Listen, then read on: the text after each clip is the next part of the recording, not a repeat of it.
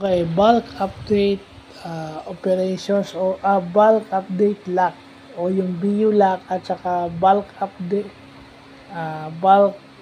update operations. So yung uh, bulk update lock is ginagamit niya yung bulk insert operations para mag-improve ng system performance and reduces the number of locks required. So ibig sabihin, bultuhan o maramihan yung kanyang update. Kaya nga sinabing bulk ibig sabihin hindi lang isang record, maraming record. Pero pag sinabi mo namang bulk insert operations, ito yung update o yung modification sa magkakaparehong types ng data. No? Ito yun. Ganun lang siya kasimple. No?